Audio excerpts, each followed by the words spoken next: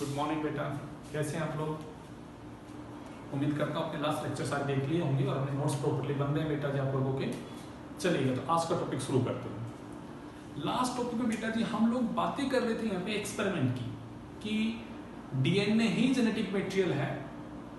इस बात को प्रूव करने के लिए अलग अलग एक्सपेरिमेंट कंडक्ट किए गए थे। पहले आया था ग्रिफ्थ 1928 में, काम किया था उसने स्ट्रेप्टोकोकस निमोनिया बैक्टीरिया के ऊपर। उसकी दो वैरायटी ली थी बेटा जी, आर स्ट्रेन और एस स्ट्रेन।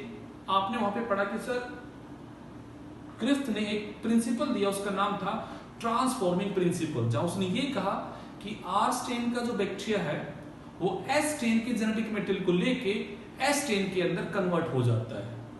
तो उस प्रोसेस का नाम था ट्रांसफॉर्मेशन, कि one form of bacteria get converted to the another form of bacteria by taking the genetic material. But ये नहीं बता पाया वो उसने क्या उठाया, उसका जेनेटिक मटेरियल क्या था जिसको उसने लिया। इस बात को प्रूव करने के लिए आ गया बेटा जी आपके यहाँ पे मैक्लियोड, मैकर्टी और एवरी, जिन्होंने एक्सपेरिमेंट कंडक्ट करके प्रूव कर दिया था। जो आप पढ़ चुके हो वहां प्रूव होता है कि डीएनए ही वो बायोकेमिकल है जो ट्रांसफॉर्मेशन कोज करता है। डीएनए वो एंजाइम है जो ट्रांसफॉर्मेशन को प्रिवेंट करता है। लास्ट लेक्चर में सब बातें मैं आपको अच्छे तौर पे समझा चुका हूं। अब पॉइंट आता है, वो दोनों एक्सपेरिमेंट एक्चुअली हाफ हाफ थे। एक ने आधा काम किया, दूसरे ने आधा काम किया। बट एक इकलौता एक्सपेरिमेंट जो प्रूव कर देगा डीएनए ही जेनेटिक मटेरियल है, जिसमें एक में सारी बातें प्रूव होंगी, वो एक्सपेरिमेंट कंडक्ट करने के लिए दो साइंटिस्ट आए थे। नाम क्या था बेटा जी उनका यहाँ पे, हार्से एंड चेज। तो हमने देखो हेडिंग पे क्या डाली बेटा जी यहाँ पे, हार्से एंड चेज एक्सपेरिमेंट। पहला पॉइंट पेपर में आ जाए, explain A experiment that prove DNA is the genetic material. तो वो दोनों जो पढ़े वो तो आधे आधे थे बेटा जी, बट ये इकलौता एक ऐसा है जो एक में ही प्रूव कर देगा डीएनए जेनेटिक मटेरियल। तो आप इसकी बातें करोगे। अगर मेंशन ना किया हो कि वो किसकी बात कर रहा है तो आप सेल्फ अंडरस्टूड लेके चलोगे वो इसकी बात कर रहा है। सेकंड बात, पेपर में इसी की हेडिंग के साथ इनाम आता है, explain the हार्से and chase experiment. तो आपको इस नाम से मिलेगा। तो भी एक बड़ा क्वेश्चन बनता है, बहुत ही इंपॉर्टेंट है आपके सब्जेक्टिव या आपके बोर्ड के एग्जाम पॉइंट ऑफ व्यू से बड़ा इंपॉर्टेंट टॉपिक है बेटा जी यहाँ पे। अब जरा बातें करते हैं, ये देने वाले कौन थे बेटा जी यहाँ पे, हार्से एंड चेज। कब दिया था बेटा जी यहाँ पे, 1952 में। क्या किया था उसकी बातें शुरू करते हैं। उसकी बात को समझने के लिए आपको बातें करते हैं। उन्होंने यहाँ पे यूज किया था बैक्टीरियोफाज को। किसको यूज किया था बेटा जी, बैक्टीरियोफाज को यूज किया था ड्यूरिंग द एक्सपेरिमेंट। अब पहले हम आपको बता दें ये बैक्टीरियोफाज क्या होता है। वैसे 11th क्लास में आप लोग अच्छे से पढ़ चुके बैक्टीरियोफाज को, बट फिर भी एक बार थोड़ा रिवीजन हो जाएगा, जरा बातों को समझ लेते हैं। तो समझिएगा बेटा, मैंने बेटा वर्ड बोला यहाँ पे बैक्टीरियोफाज, तो आप नाम को तोड़ सकते हो बेटा जी यहाँ पे। बैक्टीरियो का क्या मतलब बेटा जी यहाँ पे आपका बैक्टीरिया से है, और फाज वर्ड का क्या मतलब बेटा जी यहाँ पे वायरस से है। आप ये कहते हो ऐसा वायरस जो बैक्टीरिया को इन्फेक्ट करता है वो क्या यहाँ पे बैक्टीरियोफाज है। ठीक बात है। आपने कहा सर एक ऐसा वायरस जो बैक्टीरिया को इन्फेक्ट करता है वो कौन है यहाँ पे, बैक्टीरियोफाज। अगर हम बैक्टीरियोफाज के स्ट्रक्चर को देखें, अगर हम उसका स्ट्रक्चर देखें तो हम ये कहते हैं सर उसकी बाहर की जो ऐसी कवरिंग होती है वो बनी होती है प्रोटीन की कोट से, और उसके अंदर प्रेजेंट होता है डीएनए। मतलब दो बात समझने की यहाँ पे, सिर्फ बैक्टीरियोफाज में दो चीजें हैं, या तो क्या है प्रोटीन एक बायोकेमिकल से बना है यहाँ पे आपका, या वो बना है डीएनए से। उसके पास दो ही बायोकेमिकल। पहली बात को समझ के देखना, बैक्टीरियोफाज के पास दो चीजें हैं। एक तो उसके सेंटर में क्या बैठा है बेटा जी यहाँ पे आपका डीएनए बैठा हुआ है, और उसकी जो प्रोटेक्टिव कवरिंग जो बाहर की कोट है जिसे आप कैस्पिड कहते हो, वो किससे बनी है बेटा जी यहाँ पे, प्रोटीन कोट से बनी है। अब आप एक बात जानते हो सर, बैक्टीरियोफाज जो होता है या जो भी वायरस होता है उसके पास खुद की मशीनरी नहीं होता। वो अपने जेनेटिक मटेरियल को होस्ट सेल में इंसर्ट करता है, और जो होस्ट सेल है वो उसकी बैक्टीरिया को अपने अंदर लेती है और फिर वो वायरस अपने आप को मल्टीप्लाई करता है by using the host machinery. ये सब बातें आपके लिए नई नहीं है, पुरानी बातें आपको रिकॉल कराओ। दोबारा बोल दो एक बार, यहाँ पे सुनिएगा। मैंने कहा जो बैक्टीरियोफाज का स्ट्रक्चर अगर मैं देखूं तो वहां पे दो बातें हैं। उसके बाहर की जो प्रोटेक्टिव कवरिंग है जिसे आप कैस्पिड कहते हो, वो बनी होती है बेटा जी प्रोटीन से, और उसके इस कवरिंग के अंदर बैठा है बेटा जी डीएनए। मतलब उसके दो ही बात है, या तो उसके पास प्रोटीन है या उसके पास क्या है बेटा जी यहाँ पे डीएनए। दो बातें क्लियर हो गई यहाँ पे। अगली बात क्या होती है सर, वायरस के पास खुद की मशीनरी नहीं होती है, ये होस्ट सेल में अपने जेनेटिक मटेरियल को इंसर्ट करता है और फिर होस्ट सेल की मशीनरी को यूज करके अपने आप को मल्टीप्लाई करता है, अपने वहां पे मल्टीपल कॉपीज को बनवाता है। अब पॉइंट आता है वो होस्ट सेल में अपने जेनेटिक मटेरियल को डालता है। अब पॉइंट आता है वो किसको डालता है, या तो वो इसको डालेगा या फिर वो किसको डालेगा। भाई मैंने बोला वायरस अपने जेनेटिक मटेरियल को होस्ट सेल में इंसर्ट करता है और अपने आप को मल्टीप्लाई करके अपने वायरस की बहुत सारी कॉपी बनाता है। मतलब उसने अपना जेनेटिक मटेरियल इंसर्ट किया। अब उसके पास दो चीजें हैं, या तो डीएनए है या फिर प्रोटीन है। तो आइदर उसने डीएनए को इंसर्ट किया होगा, आइदर उसने प्रोटीन को किया होगा। लॉजिक सेट होता है। हमें अब ये देखना है कि वो बैक्टीरिया में क्या इंसर्ट करता है, डीएनए को या प्रोटीन कोड को। जो चीज उसने इंसर्ट की होगी डेफिनेटली वही उसका क्या होगा बेटा यहाँ पे जेनेटिक मटेरियल होगा। आई होप कहानी क्लियर हो गई होगी। हमें ये देखना है उसने क्या इंसर्ट किया, डीएनए या प्रोटीन। अब पॉइंट आएगा सर आप कैसे चेक करोगे, अब वो चेक करने के लिए हम बातें करेंगे। यहाँ पे हमने इस बैक्टीरियोफाज को एक लैब में कल्चर में ग्रो किया। हमने एक बैक्टीरिया की सेल पे इसका इन्फेक्शन करा के हमने इसको ग्रो किया। किसको बेटा, इस बैक्टीरियोफाज को हमने मल्टीपल कॉपीज बनवाई, बट हमने दो अलग अलग मीडिया में इसकी मल्टीपल कॉपी बनवाई। मतलब मैंने इस बैक्टीरियोफाज को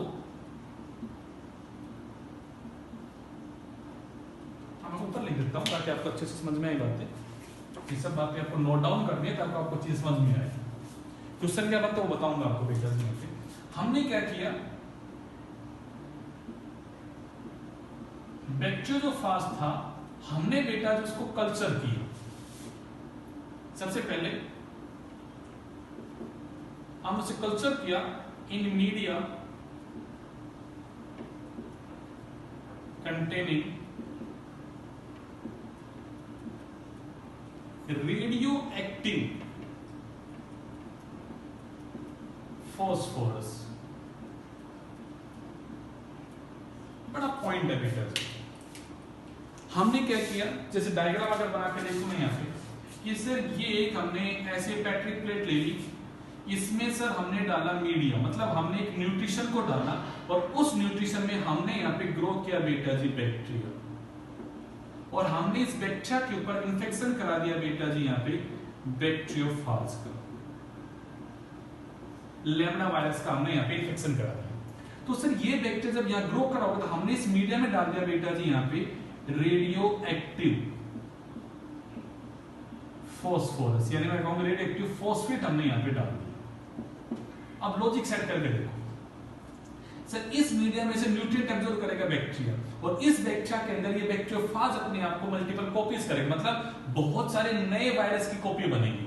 बट उस वायरस को बनाने के लिए जब आप बातें करोगे सर, वायरस का स्ट्रक्चर अगर हम समझे तो बाहर की जो प्रोटीन कोट है वो भी नहीं बनेगी, और अंदर जो बेटा जी डीएनए बैठा हुआ है उसकी भी तो मल्टीपल कॉपीज बनेगी। दोबारा पॉइंट को समझो, इस मीडिया में बेटा जी बैक्टीरिया की सेल ग्रो कर रही है, इसके ऊपर मैंने इन्फेक्शन करा दिया किसका, बैक्टीरियोफाज का। अब बैक्टीरियोफाज ने क्या किया होगा, अपने जेनेटिक मटेरियल को बैक्टीरिया की सेल में डाला होगा और बैक्टीरिया की सेल में अपनी मल्टीपल कॉपीज बनाई होगी। पर जब वो बैक्टीरिया की सेल में बेटा अपनी मल्टीपल कॉपी बनाएगा तो उसे मल्टीपल कॉपी बनाने के लिए एक रॉ मटेरियल चाहिए, उसे कोई सब्सटेंस चाहिए जिससे वो क्या बना सके बेटा जी, डीएनए बना सके, प्रोटीन को बना सके। अब ये बैक्टीरिया जो फॉस्फेट इस मीडिया से एब्जॉर्ब कर रहा होगा, वो फॉस्फेट कैसा है बेटा जी, रेडियो एक्टिव है।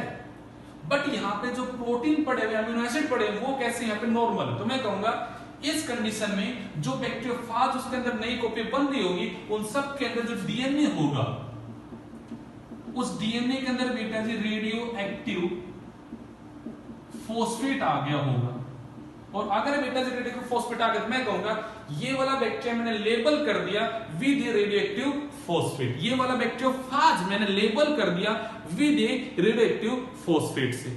चलिएगा, आपने एक बैक्टीरियोफाज को बेटा जी कल्चर किया,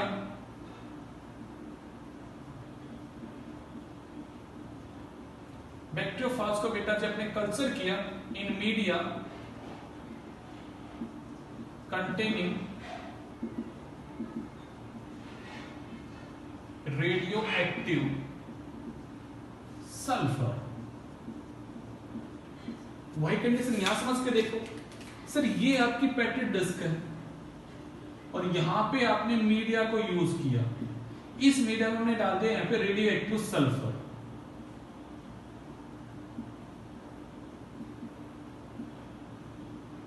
बट फॉस्फेट जो यहां पे वो है नॉर्मल। जब यहां पे बेटा बैक्टीरिया को ग्रो करोगे, इस बैक्टीरिया के ऊपर आपने इंफेक्शन करा रखा है बेटा जी बैक्टीरियोफाज का, तो मतलब बैक्टीरियोफाज अपनी मल्टीपल कॉपी बैक्टीरिया बनाएगा। जब वो अपनी मल्टीपल कॉपी बनाएगा तो उसी क्या बनाना पड़ेगा बेटा, इस प्रोटीन का कोट भी तो बनाना पड़ेगा।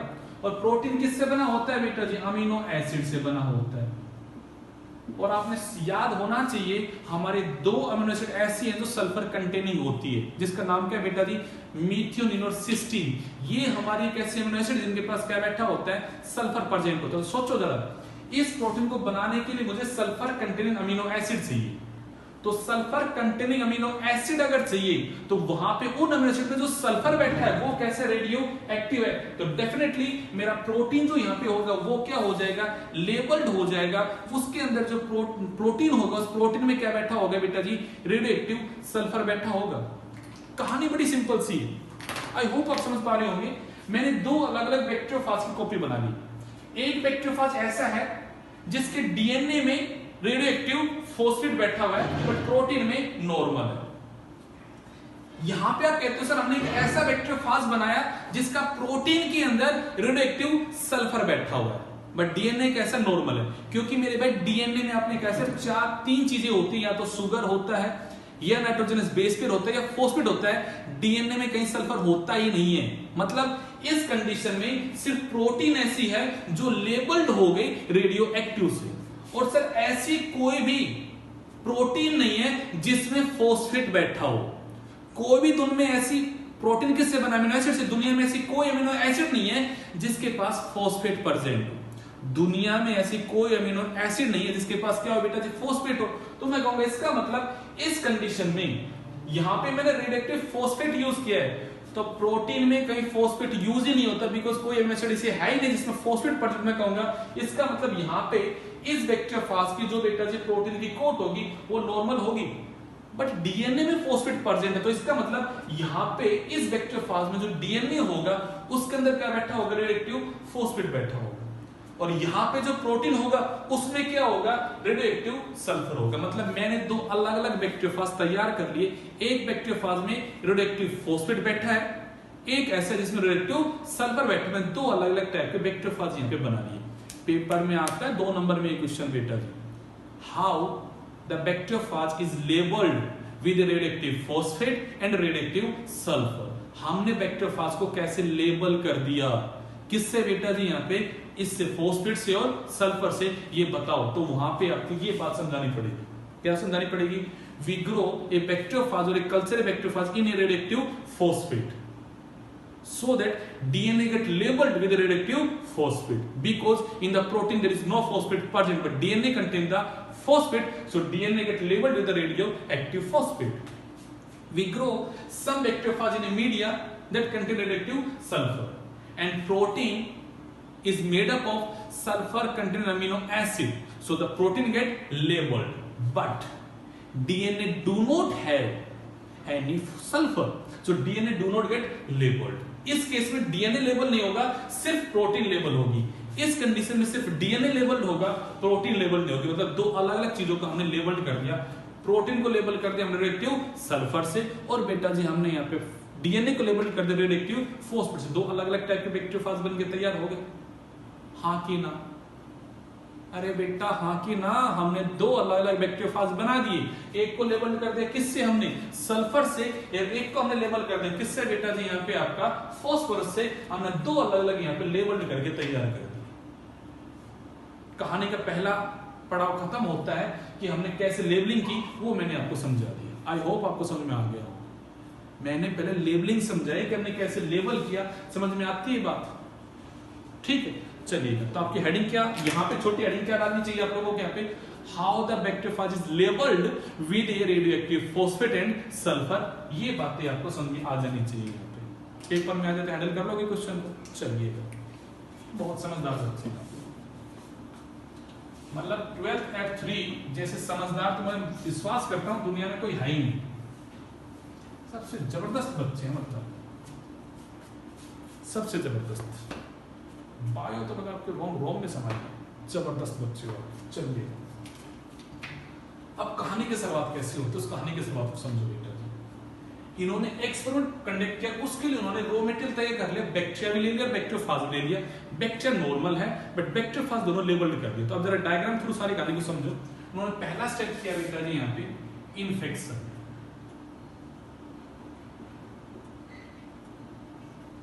बेटा पहला स्टेप क्या, उन्होंने इन्फेक्शन। इसका क्या मतलब है, मैं आपके लिए रेड पेन से बना रहा हूं बेटा जी यहाँ पे बैक्टीरिया की सेल। लेट अस सपोज कीजिएगा सर ये बैक्टीरिया की सेल है,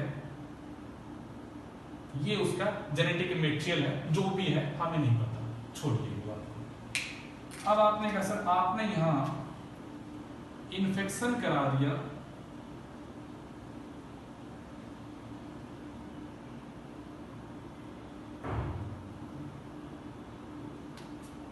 बैक्टीरियोफाज का, और आपने कहा सर ये उसका डीएनए प्रेजेंट है।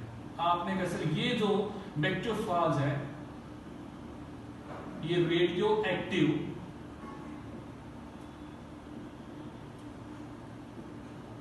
फॉस्फेट से लेबल्ड की हुई है हमने, ठीक है बेटा जी। एक इधर कर लेते हैं।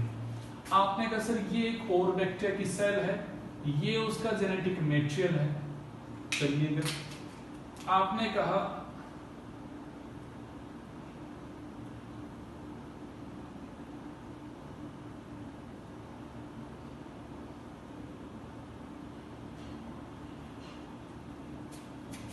यहां पे मैं कह रहा हूं बेटा जी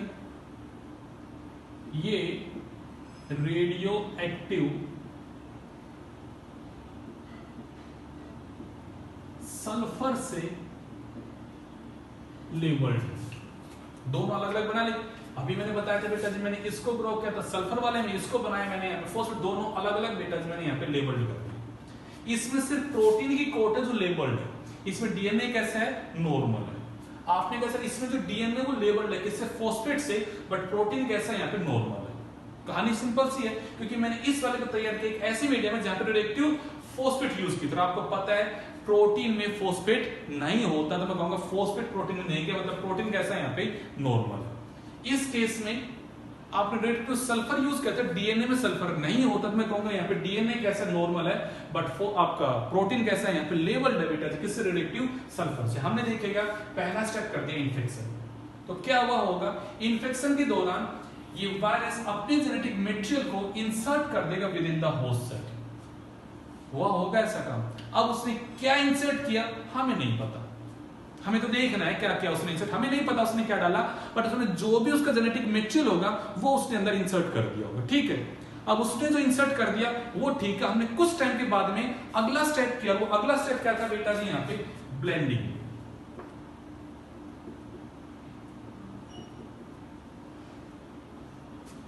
अगला स्टेप क्या था बेटा, ब्लेंडिंग। ब्लेंडिंग वर्ड क्या होता है, हमने क्या किया, अब ब्लेंडर वर्ड को समझना।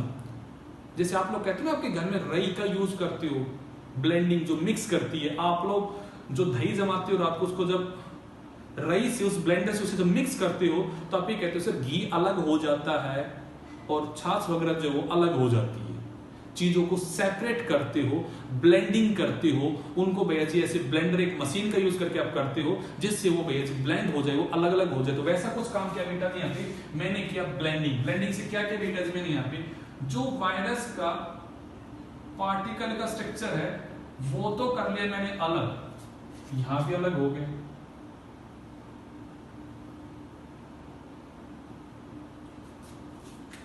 और जो बैक्टीरियल सेल है वो हो गई बेटा जी आपकी अलग।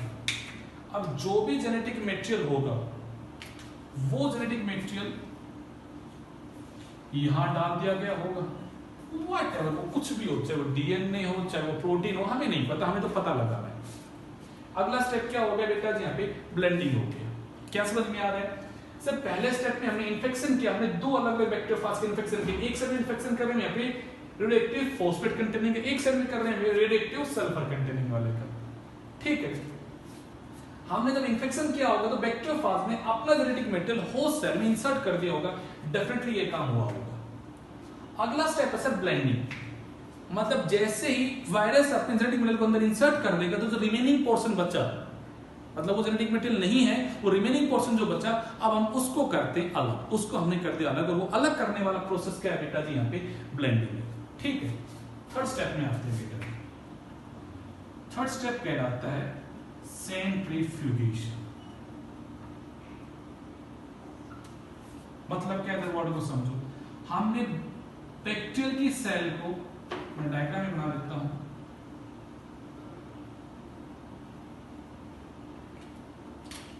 मैं डायग्राम बना देता हूं ताकि आपको फिर चीज को, सॉरी, जैसा चल रहा है वैसे बनाते रहो ताकि कोई कंफ्यूजन ना हो आपके लिए।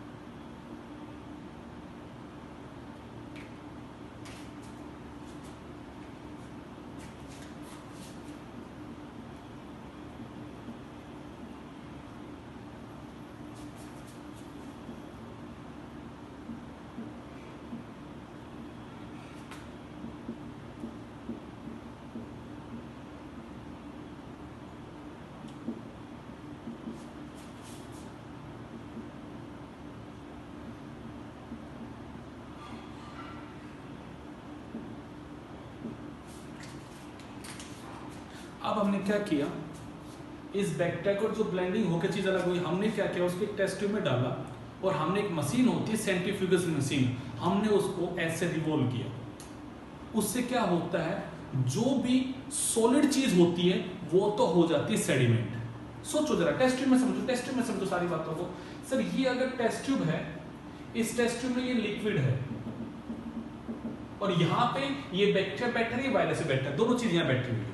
ठीक है, हमने इस टेस्ट ट्यूब को डाल दिया बेटा जी एक मशीन में, ये ऊपर से कवर रहता है पूरा, मशीन में डाला।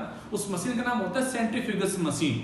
वो मशीन क्या करती है, इसको रिवॉल्व करेगी, इस पे एक सेंट्रीफ्यूगल फोर्स लगाएगी यहाँ पे, और चीजें उससे क्या हो जाएंगी, सेडिमेंट हो जाएंगी। जो हैवी चीज होगी वो क्या हो जाएगी, वहां पे सेडिमेंट हो जाएगी, और लाइट जो चीज होगी वो वहां पे फ्लोट करेगी।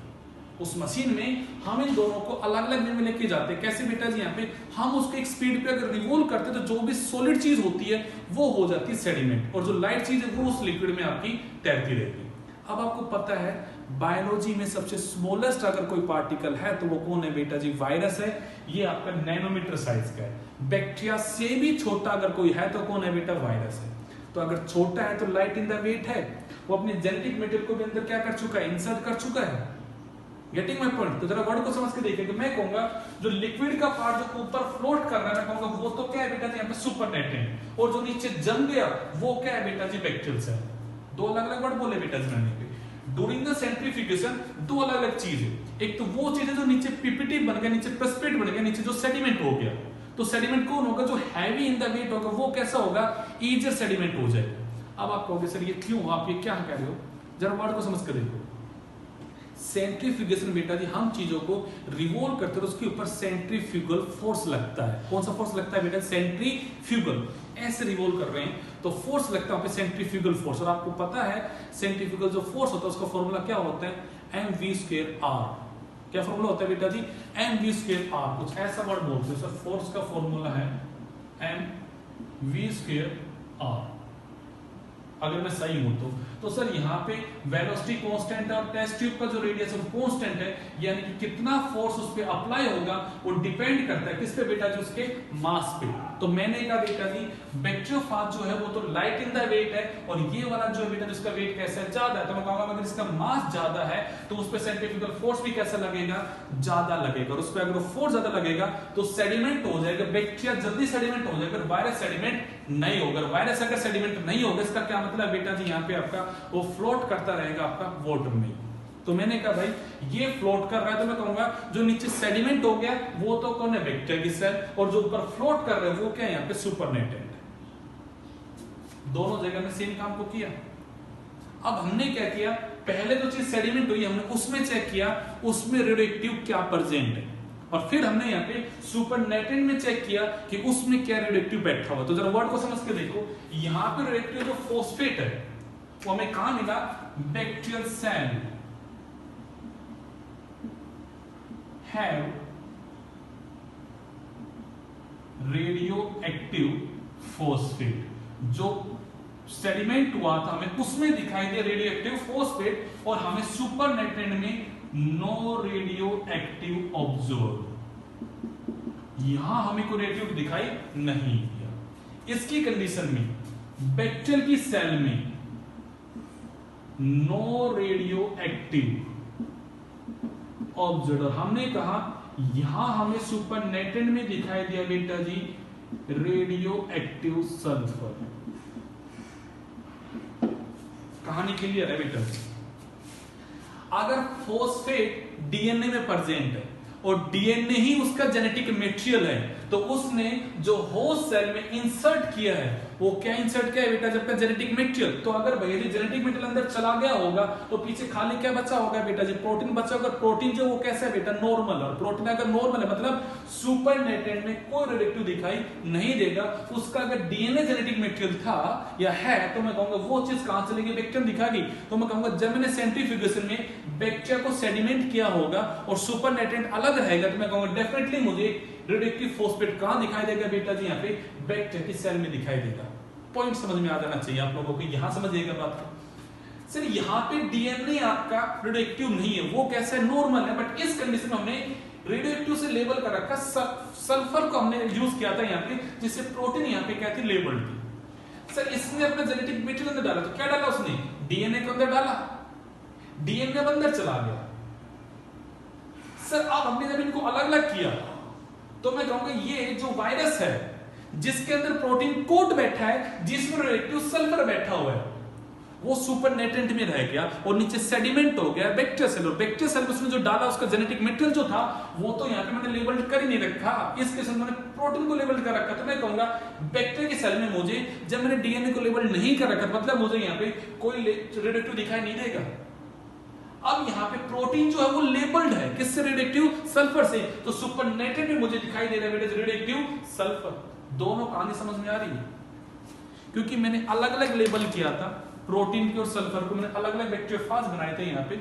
ये तो मैंने सिर्फ आपको फिजिक्स समझाई, इसके ऊपर मत ध्यान देना, डायग्राम के ऊपर ये सीक्वेंस पे ध्यान दो बेटा। पेपर में जब आता है तो आपके 3 स्टेप लिखने होते हैं, ये डायग्राम बनाना। तो डायग्राम को समझ के देखो, दोबारा एक बार दोहरा रहा हूँ बेटा,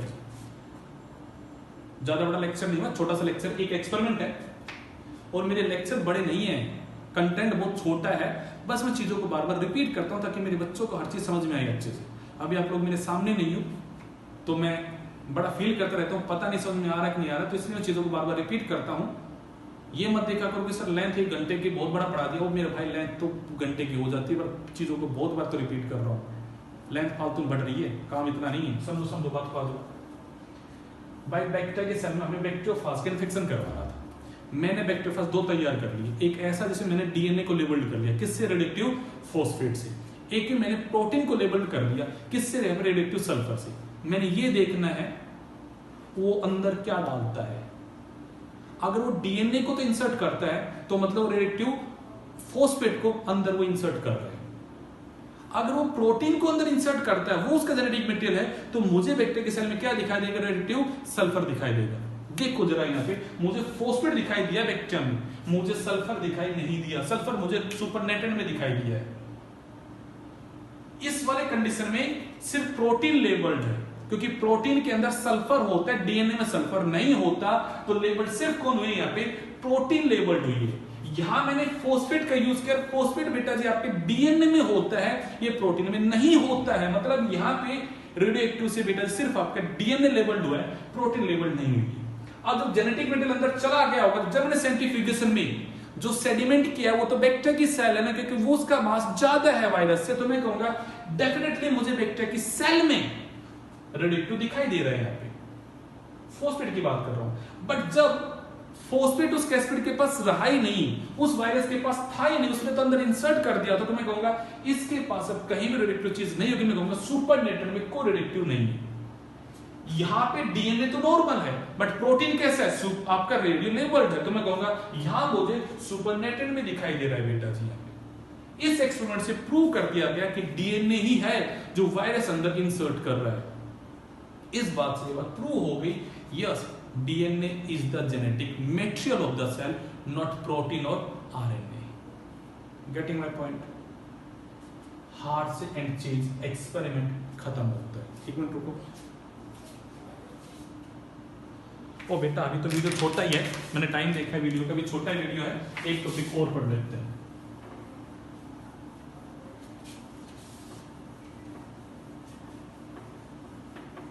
हाँ जी, एक एक्सपेरिमेंट खत्म हो गया, इससे ही बात प्रूव हो। अब आप हेडिंग डालो, what are the property of a genetic material. अगर डीएनए आरएनए दोनों से न्यूक्लिक एसिड है, तो डीएनए चलो प्रूव हो गया जेनेटिक मटेरियल है, बट मैं आपसे पूछूं एक जेनेटिक मटेरियल की क्या क्या प्रॉपर्टी होनी चाहिए? उस प्रॉपर्टी के बिहाफ पे डीएनए ही जेनेटिक मटेरियल क्यों बना, आरएनए क्यों नहीं बना? आरएनए भी तो न्यूक्लिक एसिड था, तो आरएनए क्यों नहीं बना? अब जरा हम पॉइंट की बातें करते हैं, व्हाई, या मैं कहूं what are the property of a good genetic material और what are the property of a genetic material. तो उसकी 4 प्रॉपर्टी है, उनको सुनना बेटा। हेडिंग डालेना property of a genetic material, तो सुनेगा बेटा इस प्रॉपर्टी। आप ये कहते हो sir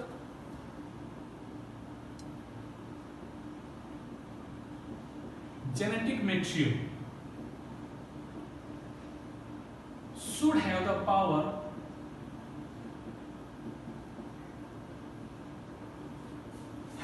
of replication, must have the power of replication। इस वर्ड का क्या मतलब है कि सर एक सेल है, वो जब अपने आप को डिवाइड करती है तो 2 सेल बनती है, तो जेनेटिक मटेरियल को भी अपने आप को डबल करने की पावर होनी चाहिए, अपने आप को रेप्लिकेट करके अपनी कॉपी बनाने की पावर होनी चाहिए, सो दैट वो दोनों सेल में इक्वल जा सके। मैं कहूंगा एक सेल में जेनेटिक मटेरियल जो भी है, वो डीएनए हो चाहे आरएनए चाहे प्रोटीन हो, बट जब एक सेल डिवाइड करके 2 सेल बनेंगे, तो मैं कहूं दोनों सेल में इक्विवेलेंट जेनेटिक मटेरियल जाना चाहिए, वो आगे पास ऑन होना चाहिए। तो इसका मतलब जब एक सेल डिवाइड हो उस टाइम पे डीएनए के पास पावर होनी चाहिए कि वो अपनी कॉपी बना सके, वो अपनी कॉपी बना सके। कॉपी बनाने वाला प्रोसेस क्या है बेटा? यहाँ पे रेप्लिकेशन। तो मैंने कहा it must have the power of the replication, it must have the tendency to make its multiple copy, वो अपनी कॉपी बना सके, must have the power of the replication। ये पहला पॉइंट है बेटा। चलिए बेटा आपने कैसे डीएनए बना सकता है, आरएनए बना सकता है? मैंने कहा भाई बिल्कुल बना सकता है। सेकंड बेटा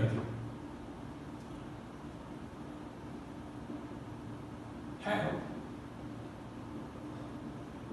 slow rate mutation।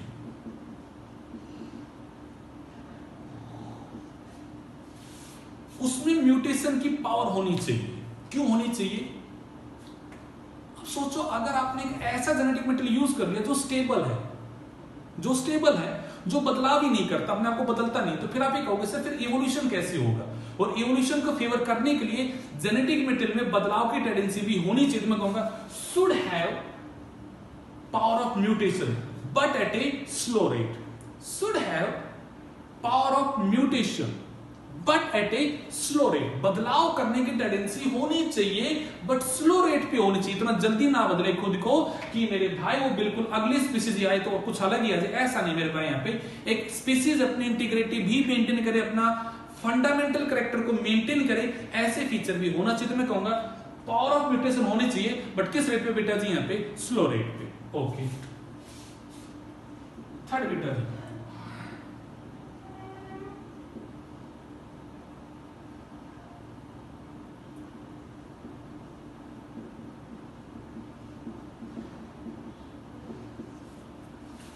Should follow Mendelian principal.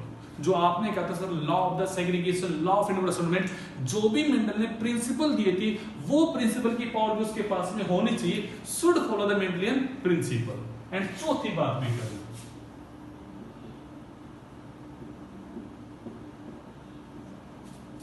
Must be stable. Point को समझना भी पड़ेगा सर। यहां वो कह रहे हैं उसमें रेप्लिकेशन की पावर होनी चाहिए, सिर्फ डीएनए भी और आरएनए भी है, ठीक है। Should have the power of mutation.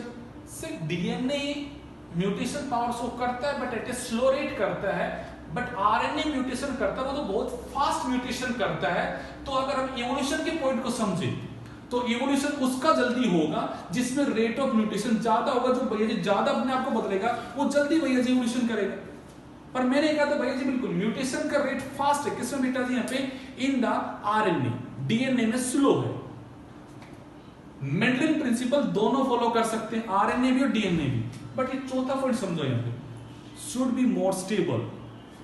DNA और आरएनए के अंदर ज्यादा स्टेबल कौन है बेटा जी? यहाँ पे डीएनए इज मोर स्टेबल। ये बातें मैं आपको पहले लेक्चर में पढ़ा चुका हूं बेटा जी यहाँ पे। बिकॉज डीएनए के पास 2-deoxyribonucleic एसिड है, डीएनए के पास thymine project at the place of the uracil. इस दो वजह से डीएनए ज्यादा स्टेबल। आप ही कहते हो ये पॉइंट दोनों पे लागू होते डीएनए आरएनए के ऊपर, बट स्टेबिलिटी ज्यादा किसके पास है? यहाँ पे डीएनए के पास। तो मैं कहूंगा DNA is more stable then RNA. पहला पॉइंट यहां पे डीएनए ने बाजी मारी। यहां पे मैंने कहा म्यूटेशन की अगर मैं बात करूं यहां पे, तो आरएनए जो है वो म्यूटेशन फास्ट करता है जबकि डीएनए अपने आप को कंजर्व करके रखता है। मैंने आपको लास्ट एग्जांपल भी दिया था, आज तक चिंपैंजी का और हमारा डीएनए 97% सेम है। मतलब 3% के बदलाव ने चिंपैंजी को इंसान बना दिया। आज भी 97% हमारा कंजर्व। मतलब अगर बड़ा फास्ट रेट होता ना बदलाव का, तो पता नहीं क्या से क्या बन चुका होता। तो बड़ा स्लो रेट है। तो मैं कहूंगा इन कंडीशंस के भी आप ये सब कंडीशन लागू होती है डीएनए पे। तो DNA is a good genetic material और उसके 4 यहाँ पे मैंने प्रॉपर्टी बताई। क्या क्या बेटा जी?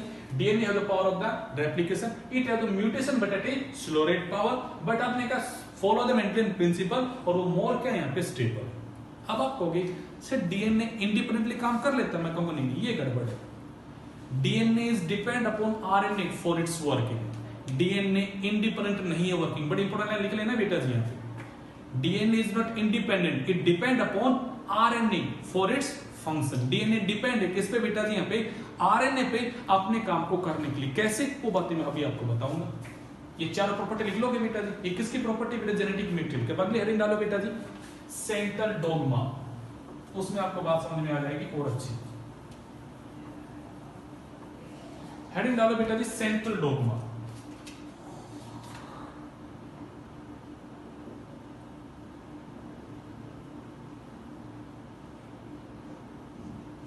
हेडिंग डालो बेटा, सेंट्रल डोग्मा। क्या है सेंट्रल डोग्मा? अच्छा, पहली बात, देने वाला कौन था? ये दिया था बेटा जी क्रिक ने। याद है ना, वाटसन एंड क्रिक। तो क्रिक ने दिया था बेटा जी सेंट्रल डोग्मा। क्या है सेंट्रल डोग्मा? जरा देखो बेटा जी। ये कहता है dogma, DNA can makes it's multiple copy bye the process of the replication. इसके पास पावर ऑफ रेप्लिकेशन है, ठीक है। डीएनए अपने आप को एक्सप्रेस करता है और डीएनए के ऊपर क्या बनता है बेटा जी? आरएनए बनता है। आरएनए बनने वाला जो प्रोसेस है उसका नाम है बेटा जी यहाँ पे ट्रांसक्रिप्शन। और आरएनए आगे जाके बनाता है बेटा जी protein by the process of translation. मैंने अभी 2 मिनट पहले एक लाइन बोली थी बेटा जी, DNA is not independent in its functioning, वो डिपेंड है आरएनए के ऊपर फॉर अपनी फंक्शनिंग के लिए। आपने लास्ट चैप्टर में बातें की थी, एक जीन जो होता है वो एक्सप्रेस करता है और वो बनाता है प्रोटीन को, और प्रोटीन जो होती है वो एक एंजाइम की तरह काम करके एक फंक्शन को परफॉर्म करती है। ये बातें हो रही थी। डोमिनेंट जीन वो है जो एक फंक्शनल प्रोटीन को बनाता है, एक रिसेसिव जीन वो है जो या तो प्रोटीन ही ना बनाए या फिर आपकी नॉन फंक्शनल प्रोटीन को बनाए। ये सब बातें बातें की थी बेटा लास्ट चैप्टर के अंदर। उन बातों में एक बात को समझ के देखो ना, डीएनए को अगर जीन को किसी प्रोटीन को बनाना है तो वो डिपेंड है किसके ऊपर बेटा जी, यहाँ पे आरएनए के ऊपर। तो क्या डीएनए इंडिपेंडेंट है फॉर इट्स वर्किंग? बिल्कुल नहीं है, वो डिपेंड है किस पे बेटा जी, यहाँ पे आरएनए पे। तो मैंने लाइन बोली, DNA is not independent for its working, it depend upon RNA for its functioning, it express itself with the help of RNA. वो अपने फंक्शन को तभी परफॉर्म कर पाएगा, वो तभी अपने आप को एक्सप्रेस कर पाएगा, तो वो क्या बनाएगा बेटा जी, यहाँ पे आरएनए को बनाएगा। ये जो डोग्मा है उसका बोलते हैं बेटा सेंट्रल डोग्मा। कोई पूछे क्या है, मैं कहूंगा central dogma tells about how a DNA perform it's action, how a DNA express itself. DNA कैसे एक्सप्रेस करता है, ये वो तरीका है जिसके थ्रू डीएनए एक सेल की एक्टिविटी को कंट्रोल करता है। एक डीएनए अपने आप को एक्सप्रेस करता है, एक सेल की एक्टिविटी को कंट्रोल करता है। वो जो तरीका है वो क्या है बेटा, यहाँ पे सेंट्रल डोग्मा है, वो सेंट्रल डोग्मा है। इस तरह से डीएनए अपने आप को एक्सप्रेस करता है। DNA have the power of the replication, DNA stable है, डीएनए के पास स्लो रेट पे म्यूटेशन हो सकता है। डीएनए यहाँ पे मेंडल के प्रिंसिपल्स को फॉलो करता है। चारों बातें यहाँ पे लागू होती है, पर डीएनए को काम करने के लिए आरएनए पे डिपेंड हो। डीएनए अपने आप को एक्सप्रेस करता है पहले ट्रांसक्रिप्शन की प्रोसेस, और क्या बनता है यहाँ पे आरएनए, और ये आरएनए आगे जाके क्या बनाता है, प्रोटीन। मतलब प्रोटीन का बनना, या मैं कहूं प्रोटीन की मशीनरी यानी कि राइबोसोम इस डीएनए को नहीं पहचानता, वो तो आरएनए के ऊपर काम करता है। बड़ी छोटी सी बात बोलती है बेटा, बड़ी गंभीर बात बोलती है। प्रोटीन बनाने वाली मशीनरी यानी कि राइबोसोम इस डीएनए को नहीं जानता, वो किसको जानता है बेटा जी, यहाँ पे आरएनए को जानता है। वो प्रोटीन बनाएगा, पर तब बनाएगा जब उसके पास में आरएनए आएगा। वो आरएनए के ऑर्डर फॉलो करता है, वो डीएनए के नहीं। बट वो अलग बात है कि आरएनए किसके ऊपर डिपेंड है बनना, डीएनए के ऊपर। तो मैंने कहा डीएनए अपने आप को एक्सप्रेस करता है through the RNA, but ribosome machinery synthesize करता है प्रोटीन अंडर दी आरएनए। वो आरएनए के बिहाफ पे अपने आप को प्रोटीन बना के देगा। तो ये है एक तरीका सेंट्रल डोग्मा, ये है एक तरीका जिसके थ्रू डीएनए अपने आप को एक्सप्रेस करता है। यानी कि हमें इस चैप्टर में ये बातें करनी है कि सिर्फ वहां आपने कहा था एक जीन अपने आप को एक्सप्रेस करता है, डोमिनेंट या रिसेसिव करता है, ये सब पता था। अब मैं यहाँ इस चैप्टर में ये बताऊंगा एक जीन काम करते कैसे है, तो मैं डीएनए कैसे रेप्लिकेशन करता है। हमें इस चैप्टर में पढ़ना है बेटा जी रेप्लिकेशन।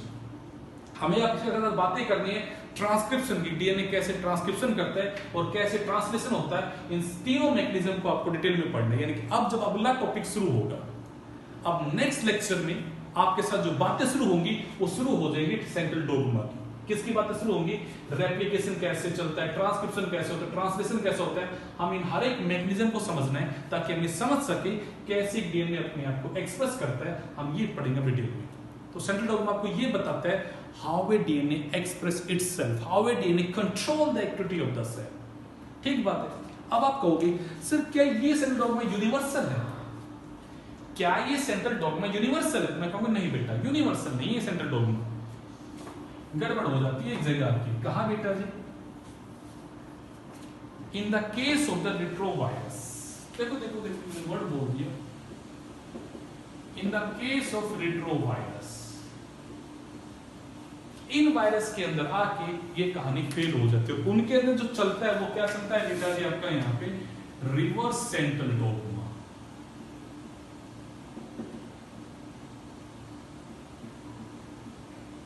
तो डाल देना इस बात को बेटा जी, central dogma is not universal, in the few cases it get fail.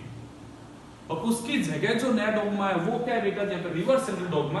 But ये applicable only in the case of the retrovirus. यानी कि सेंट्रल डोग्मा फेल होगा only in the case of the retrovirus, और हर जगह वो dogma क्या होगा आपके पास होगा। यहाँ पे क्या होता है आप लोग जानते हो बेटा जी बातें, इन वायरस में जेनेटिक मटेरियल जो होता है वो क्या है बेटा जी आरएनए, और आरएनए यहाँ पे कन्वर्ट होगा बेटा जी डीएनए में, और यहाँ पे जो प्रोसेस होगा वो कहलाएगा बेटा जी रिवर्स ट्रांसक्रिप्शन। फिर ये डीएनए अपने आप को एक्सप्रेस करता है और क्या बनाता है बेटा जी RNA by the process of transcription. RNA जो है बेटा जी वो बनाता है protein by the process of translation. कहानी समझ कर देखो, छोटी सी बात है बेटा जी। सर अभी आपने कहा था डीएनए के ऊपर आरएनए बनने वाला प्रोसेस में ट्रांसक्रिप्शन, बट रेट्रोवायरस के अंदर जेनेटिक मटेरियल कौन है बेटा जी यहाँ पे आपका आरएनए। जब डीएनए है ही नहीं तो आरएनए क्या करेगा, मैं कहूंगा पहले क्या करेगा, ये आरएनए बेटा जी क्या बनेगा, यहाँ पे डीएनए बनेगा, और आरएनए से डीएनए बनने वाला प्रोसेस क्या कहलाता है, रिवर्स ट्रांसक्रिप्शन। नाम को समझो, ट्रांसक्रिप्शन का मतलब था डीएनए से आरएनए बनना। अब अगर आरएनए से डीएनए बन जाए, मैं कहूंगा अगर आरएनए से डीएनए बनेगा मतलब उल्टा काम हो रहा है। मैंने वर्ड क्या लिख दिया, रिवर्स ट्रांसक्रिप्शन। अरे बेटा एंजाइम भी तो आप लोगों को याद है, रिवर्स ट्रांसक्रिप्टेज, पता है आप लोगों को ये बेटा, ये सब बातें 11th क्लास में पढ़ी आप लोगों ने वायरस के केस में। इनके पास एंजाइम जो वो कौन सा बेटा जी यहाँ पे रिवर्स ट्रांसक्रिप्टेज। अरे बेटा जी वायरस देखो ना, आपको बड़ा कॉमन एग्जांपल दे रहा हूं मेरे भाई यहाँ पे, एचआईवी जो क्या कोज करता है बेटा जी, एड्स कोज करता है, इट इज ए रेट्रोवायरस। और उसमें जो डोग्मा चलता है वो कौन सा है बेटा जी यहाँ पे, रिवर्स एंटीडोग्मा। ये सब बात करें, गेटिंग माय पॉइंट? ओके चलिएगा, ये बातें खत्म हो गई। अब मैं आपको कुछ नाम लिखवा रहा हूं, उस नाम को बेटा जी याद रखना। अगर जैसे मैंने अभी आपसे बैक्टीरियोफाज की बातें की कि सर बैक्टीरियोफाज के पास डीएनए जेनेटिक मटेरियल था जो आपने अभी पढ़ा था आर्चर-चेज के एक्सपेरिमेंट में।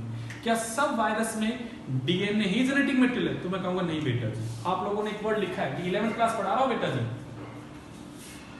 एनिमल के जो वायरस है उनमें डीएनए या फिर आरएनए कुछ भी जेनेटिक मटेरियल हो सकता है। इन द केस ऑफ प्लांट उनमें मेजॉरिटी के केसेस में जेनेटिक मटेरियल क्या है बेटा जी, आरएनए। एग्जांपल याद रखना है बेटा जी, TMV tobacco mosaic virus, full form लिख देता हूं बेटा जी, टोबैको मोजेक वायरस। क्या इसका जेनेटिक मटेरियल बेटा जी, आरएनए। आपसे कहा जाए सर बैक्टीरियोफाज,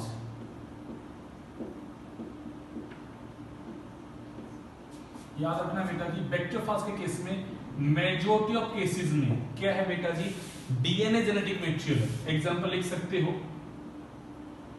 लैम्ब्डाफाज।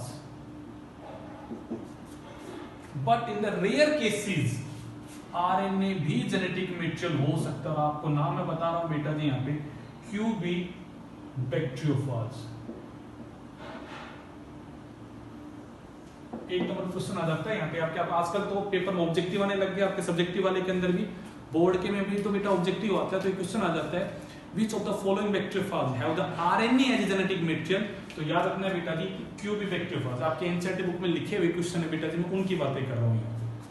आपका ये स्पेसिफाइड +2 क्लास में भी नाम है बेटा जी, क्यूबी बैक्टीरियोफाज एक ऐसा वायरस है, एक ऐसा बैक्टीरियोफाज है जहाँ पे आरएनए जेनेटिक मटेरियल। प्लांट के केस में जेनेटिक मटेरियल क्या होता है, आरएनए ही होता है। एग्जांपल क्या दे दिया मैंने आपके यहाँ पे, टीएमई का, टोबैको मोजेक वायरस का। आपने एनिमल के केस में कहूंगा, एनिमल के केस में तो कुछ भी हो सकता है, डीएनए भी हो सकता है, आपके यहाँ पे आरएनए भी हो सकता है। चलिए बेटा जी, it's all about today's lecture. आज के लेक्चर के अंदर बेटा जी यहाँ पे सारा बेसिक खत्म हो गया आपका, डीएनए का स्ट्रक्चर, डीएनए के एक्सपेरिमेंट, डीएनए का बेसिक कैसे वो न्यूक्लियोटाइड वगैरह क्या होता है। अब शुरू हो गया बेटा जी सेंट्रल डोग्मा। देने वाला कौन था सेंट्रल डोग्मा को, क्रिक ने दिया था। क्वेश्चन आता है who give the central dogma, क्या नाम बोला मैंने यहाँ पे, क्रिक ने दिया था बेटा जी। अब हमें यहाँ पे एक एक स्टेप को जानेंगे, रेप्लिकेशन क्या होता है, ट्रांसक्रिप्शन क्या होता है, ट्रांसलेशन क्या होता है, सारे बैकग्राउंड हमें यहाँ पे खत्म हो गया। अब शुरू होती है डिटेल शुरू बेटा जी। तो इन द नेक्स्ट लेक्चर से हम मिलेंगे आपके साथ with a new chapter, with a new topic जिसका नाम होगा रेप्लिकेशन, कि डीएनए अपनी मल्टीपल कॉपीज कैसे बनाता है। बड़ा ही मजेदार टॉपिक होगा, तो हम अगले चैप्टर में अगले वीडियो